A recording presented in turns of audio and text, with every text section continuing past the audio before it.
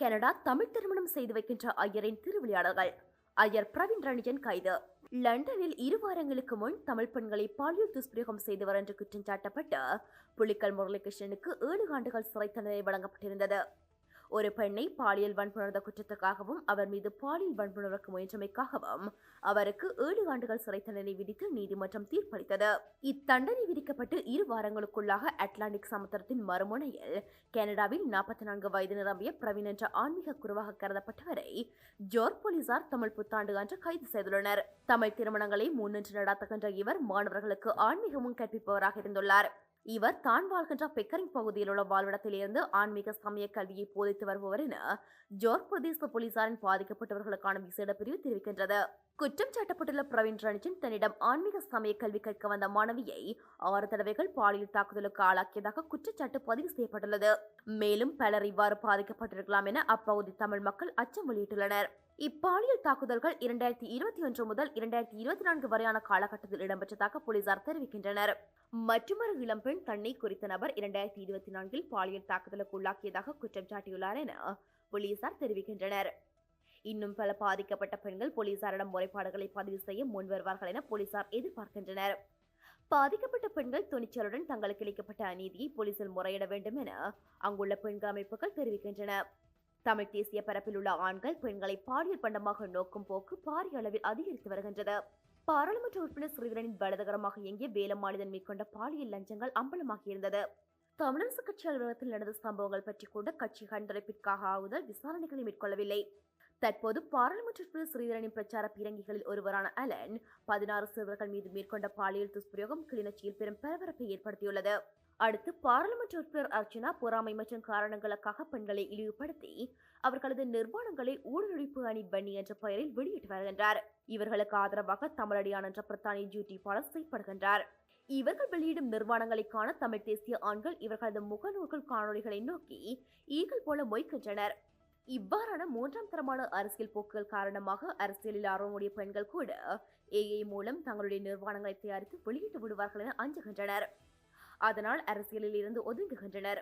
இந்த நிர்வாண போட்டியில் கௌசல்யா நரேனின் நிர்வாண படம் வெளியாகினதை அடுத்து அவர் பொதுச் செயற்பாடுகளில் இருந்து ஒதுங்கியுள்ளார். பாராளுமன்ற உறுப்பினர் அர்ச்சனா ஊழலொழிப்பு அணி பணி தமிழடியான் கூட்டு பெண்களுக்கு எதிரான மிக கீழ்த்தரமான தாக்குதல்களை பொது தளத்தில் மேற்கொள்கின்றனர். இவர்களால் ஈர்க்கப்பட்ட ஆண்கள் தங்களுக்கு எதிரான பெண்கள், முன்னாள் காதலிகள், முன்னாள் மனைவிகளின் படங்களை இவர்களுக்கு அனுப்பி அப்பெண்களை இழிவுபடுத்தி வருகின்றனர். குறிப்பாக சமூக வலைதளங்களில் பிரபல்யமான பெண்கள் இவர்களின் தாக்குதல் இலக்காக உள்ளனர். இவர்களின் தாக்குதலுக்கு இப்போது உள்ளாகியிருப்பவர் டென்மார்க்கைச் சேர்ந்த மாலினி மார்க்கண்டு என்ற காணொலியாளர். இதுவரை இவர்கள் குற்றம் சாட்டிய எந்த பெண்ணும் பாலியல் தாக்குதலிலோ பாலியல் துஷ்பிரயோகத்திலோ ஈடுபடவில்லை.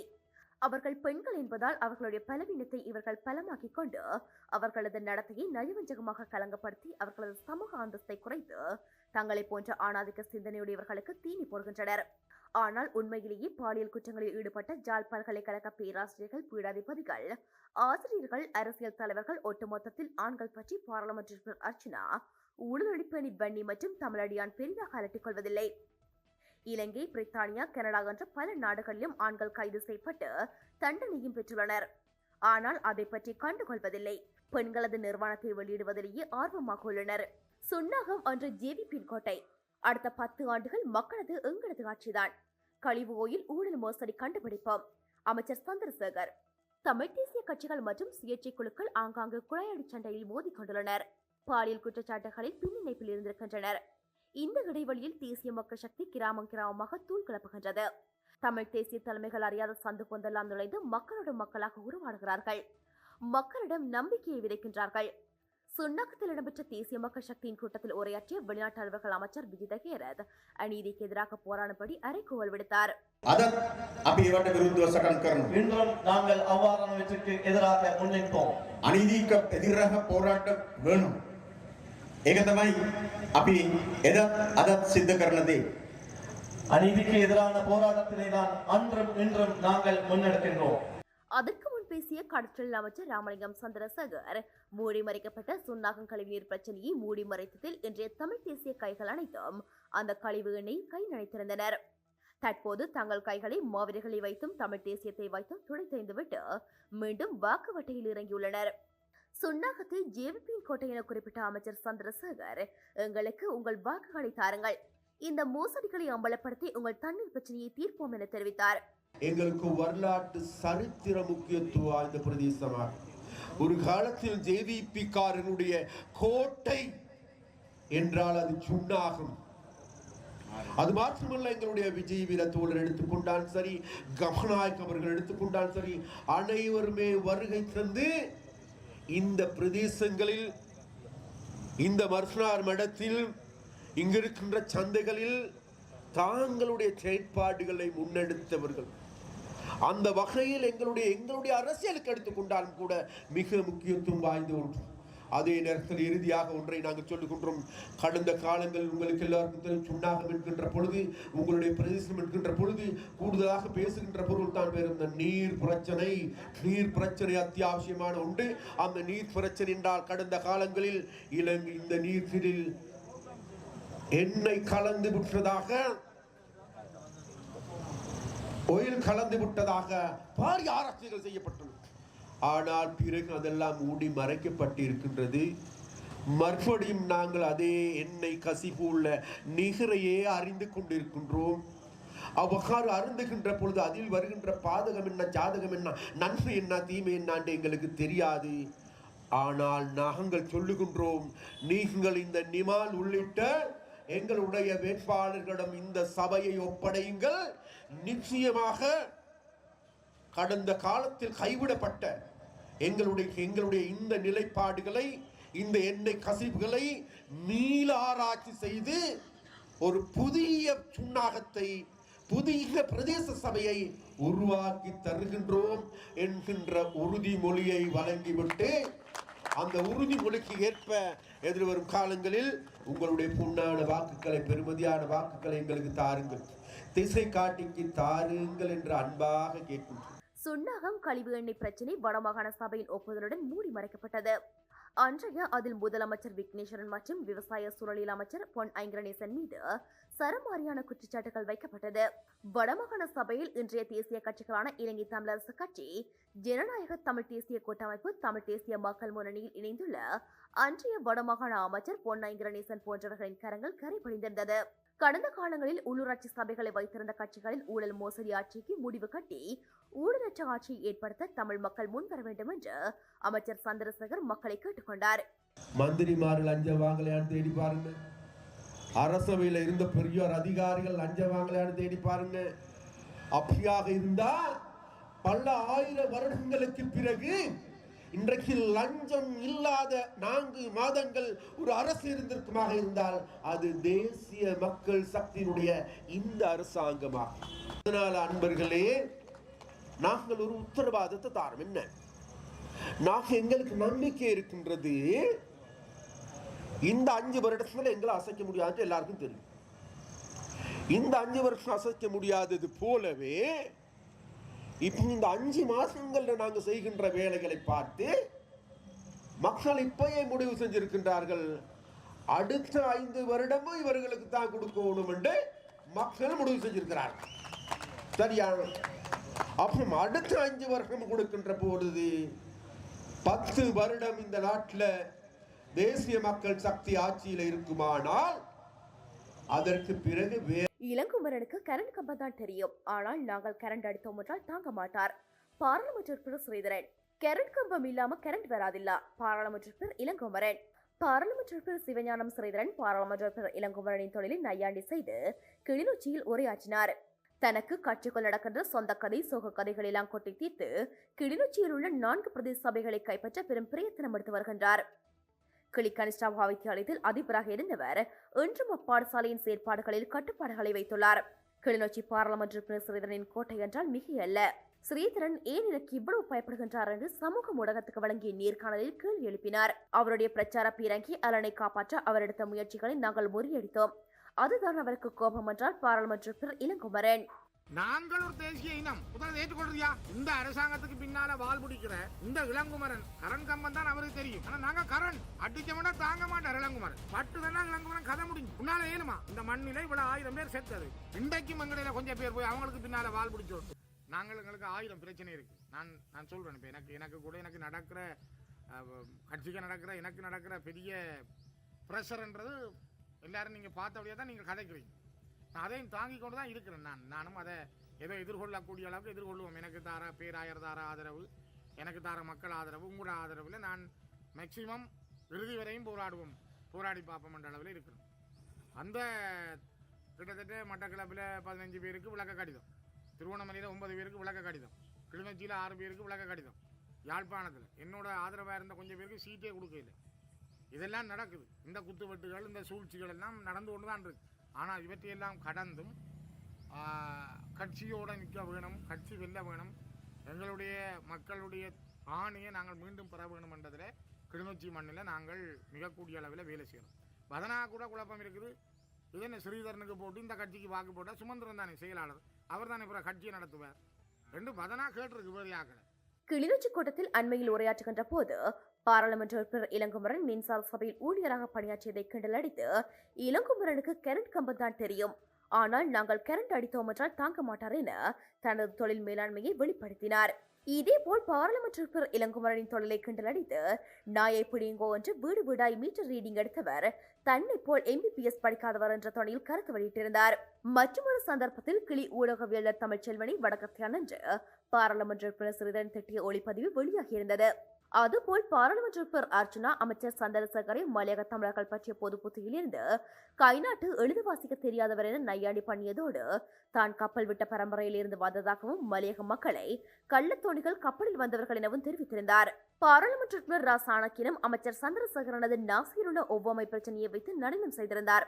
தமிழ் தேசிய தலைமைகளுக்கு தேசிய மக்கள் சக்தியின் அரசியலை எதிர்கொள்ளும் வலிமை இல்லாததால் அவர்கள் தங்களது சாதி பிரதேச மதவாத அரசியலையும் எதிரணியின் தொழிலையும் வைத்து அரசியல் செய்யும் 3ஆம் தர நிலைக்கு கீழிறங்கியுள்ளனர். இதே 3ஆம் தர அரசியலை தாங்கள் பிரதிநிதித்துவப்படுத்துகின்ற தொகுதி மக்களுக்கு எதிராகவும் இந்த தமிழ் தேசியத்தை முன்னிறுத்தும் அரசியல்வாதிகள் செய்கின்றனர்.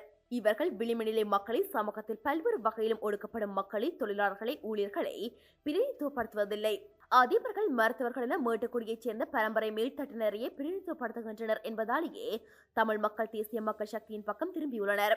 தேசிய மக்கள் சக்தியில் பாராளுமன்ற உறுப்பினர் இளங்குமரன் என்ற சாதாரண மின்சார சபை ஊழியரும் உள்ளார். ஸ்ரீபவானந்த ராஜா மருத்துவ கலாநிதி. இவ்வாறு பலதரப்பட்ட சமூக தொழில் பிரிவுகளில் உள்ளவர்களும் தோழமை அடிப்படையில் மக்களோடு மக்களாக இணைந்து செயற்படுகின்றனர். ஸ்ரீதரனின் கருத்துக்களுக்கு பதிலளித்தது போல் அமைச்சர் சந்திரசேகர் கருத்து தெரிவிக்கையில், நீங்கள் தமிழ் என்று சொல்லிக்கொண்டு பிரிந்து நின்று குழாயடி சண்டை பிடிக்கின்றீர்கள் என்று குற்றம் சாட்டினார்.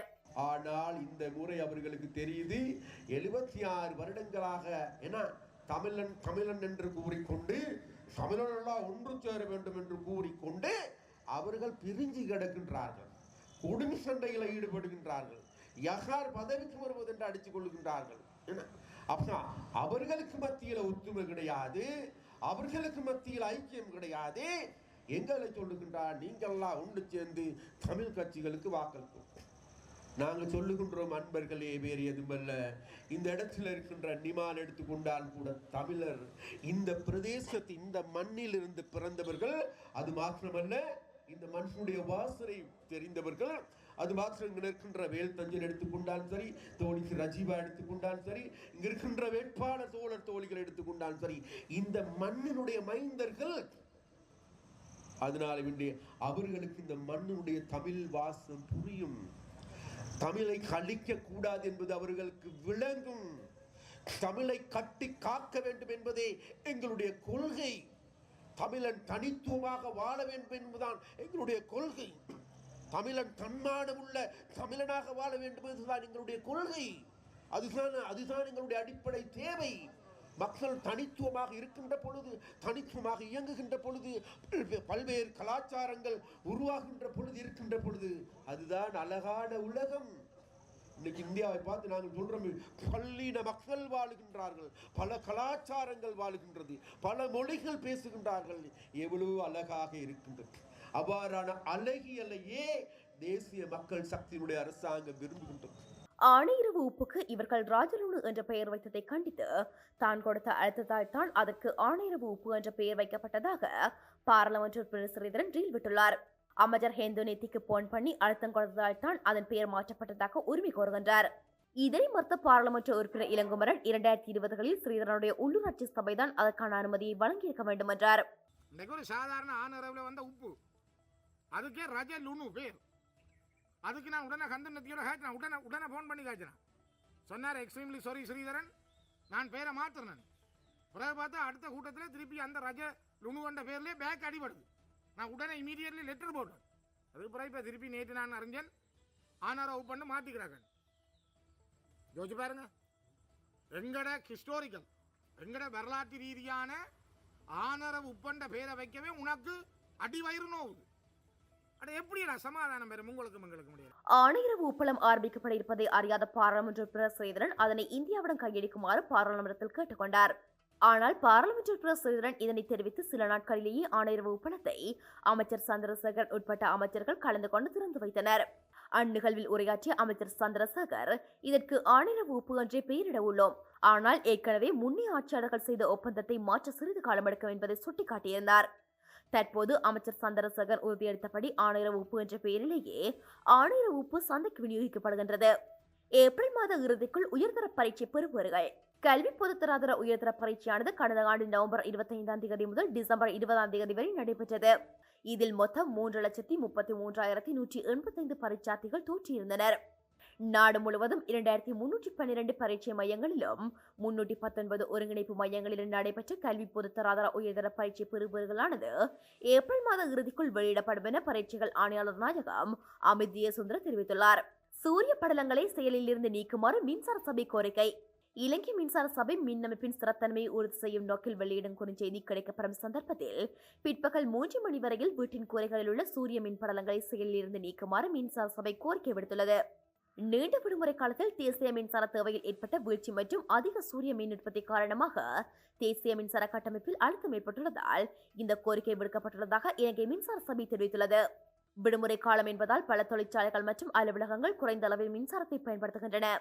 இதனால் அதிக அளவில் சூரிய மின்சக்தி உற்பத்தி செய்யப்பட்டதால் அது அபாயத்தை ஏற்படுத்தும் என்பதால் இந்த தீர்மானம் எடுக்கப்பட்டுள்ளதாக இலங்கை மின்சார சபை தெரிவித்துள்ளமை குறிப்பிடத்தக்கது. அதிகரிக்கும் வெப்பம் மக்களுக்கு எச்சரிக்கை. இலங்கையில் கடந்த சில நாட்களாக வெப்பம் அதிகரித்து காணப்பட்ட போதிலும் நாளைய தினம் வெப்பநிலை எச்சரிக்கை மட்டத்துக்கு உயரக்கூடும் என வளிமண்டலவியல் திணைக்களம் எச்சரிக்கை விடுத்துள்ளது. அதன்படி வடக்கு, வடமத்திய, வடமேல், மேல், தென் மற்றும் கிழக்கு மாகாணங்களிலும் ரத்தினபுரி, மொனராகலை மாவட்டங்களிலும் வெப்பநிலை உயரக்கூடும் என தெரிவிக்கப்படுகின்றது. கண்டி, கேகாலை, மாத்தளை, பதுளை, நுவரெலியா ஆகிய மாவட்டங்கள் தவிர்ந்த ஏனைய மாவட்டங்களுக்கு 39 தொடக்கம் 45 செல்சியஸ் வரை வெப்பம் அதிகரிக்கக்கூடும் எனவும் தெரிவிக்கப்படுகின்றது. எனவே இந்த வெப்பமான காலநிலையில் நீர்ச்சத்து குறைவடைந்து மயக்கம், தலைவலி, உடல் சோர்வு போன்ற உபாதைகள் ஏற்படக்கூடும் எனவும் இதற்கு பொதுமக்கள் போதுமான அளவு நீர் அருந்த வேண்டும் எனவும் சுகாதார நிபுணர்கள் அறிவுறுத்தியுள்ளனர். ஹார்வர்ட் பல்கலைக்கு நிதி நிறுத்தம் தொடரும் டிரம்பின் அதிரடி. அமெரிக்க பல்கலைக்கழகங்களில் சிவில் உரிமை சட்டங்களை பின்பற்ற தவறினால் நிதியுதவி கிடைக்காது என முன்னாள் ஜனாதிபதி டொனால்ட் ட்ரம்ப் தெரிவித்துள்ளார். ஹார்வர்ட் பல்கலைக்கழகத்திற்கான $2.2 பில்லியன் நிதியை தற்காலிகமாக நிறுத்தும் முடிவையும் அவர் வெளியிட்டுள்ளார். யூத மாணவர்களின் மீதான தாக்குதல்கள் அதிகரித்து வருவதை காட்டி பல்கலைக்கழகங்கள் இதனை தீவிரமாக கவனிக்க வேண்டும் என்றும் அர்த்தமுள்ள மாற்றங்களை மேற்கொள்ள வேண்டும் என்றும் ட்ரம்ப் நிர்வாகம் வலியுறுத்தியுள்ளது. இதேவேளை காசா போர் உள்ளிட்ட விவகாரங்களில் மாணவர்கள் ஆர்ப்பாட்டத்தில் ஈடுபடுவதை கட்டுப்படுத்தும் முயற்சிக்கு ஹார்வர்ட் பல்கலைக்கழகம் எதிர்ப்பு தெரிவித்ததோடு கல்வி வளாகத்தில் மாணவர்களின் உரிமைகளை பாதுகாப்பதையும் முன்னிலைப்படுத்தியுள்ளது. பயங்கரவாத தடைச்சட்டத்தை நீக்குவதற்கான பரிந்துரைகளை முன்வையுங்கள், நீதியமைச்சர். பயங்கரவாத தடைச்சட்டத்தை நீக்க வேண்டும் என்பதே அரசாங்கத்தின் உறுதியான நிலைப்பாடு என நீதியமைச்சர் கர்சன நாணயக்கார தெரிவித்துள்ளார். இதற்கான பரிந்துரைகளை விரைவில் சமர்ப்பிக்குமாறு ஜனாதிபதி சட்டத்தரணி ரீன்சி அர்ச்சனகுணரத்ன தலைமையிலான குழுவுக்கு அவர் வலியுறுத்தியுள்ளார். கடந்த வாரம் நடைபெற்ற ஆரம்பகட்ட கலந்துரையாடலில் இந்த சட்டத்தால் மனித உரிமைகள் மற்றும் கருத்து சுதந்திரம் பாதிக்கப்படக்கூடாது என்றும் புதிய சட்டம் சர்வதேச நியமங்களுக்கு இணங்க அமைய வேண்டும் என்றும் அவர் தெரிவித்துள்ளார். மேலும் கடந்த கால அரசாங்கங்கள் பிடிஏவை நீக்க முயற்சிக்காது விமர்சித்த அமைச்சர் ஹர்ஷன தற்போது நியமிக்கப்பட்ட குழு குறுகிய காலத்துக்குள் தேவையான பரிந்துரைகளை வழங்க வேண்டும் என்றார். மே மாத தொடக்கத்தில் பொதுமக்கள் மற்றும் சிவில் சமூக குழுக்களின் கருத்துக்களும் பெறப்படும் எனவும் அவர் கூறினார். பண்டிகை கால விபத்துகள் 412 பேர் வைத்தியசாலையில் அனுமதி. ஏப்ரல் 13 மற்றும் 14 தேதிகளில் நடைபெற்ற பண்டிகை காலத்தில் விபத்துகள் காரணமாக 412 பேர் கொழும்பு தேசிய வைத்தியசாலையில் அனுமதிக்கப்பட்டுள்ளதாக வைத்தியர் இந்திக ஜாகோட தெரிவித்துள்ளார். அவர்களில் 6 பேர் உயிரிழந்த நிலையில் அனுமதிக்கப்பட்டுள்ளனர். 110 பேர் வீட்டு விபத்துகள், 94 பேர் வீதி விபத்துகள் மற்றும் 80 பேருக்கு அறுவை சிகிச்சைகள் தேவைப்பட்டது. பட்டாசு விபத்துகள் குறைந்த நிலையில் 2 பேர் மட்டுமே இவ்வாறு பாதிக்கப்பட்டனர்.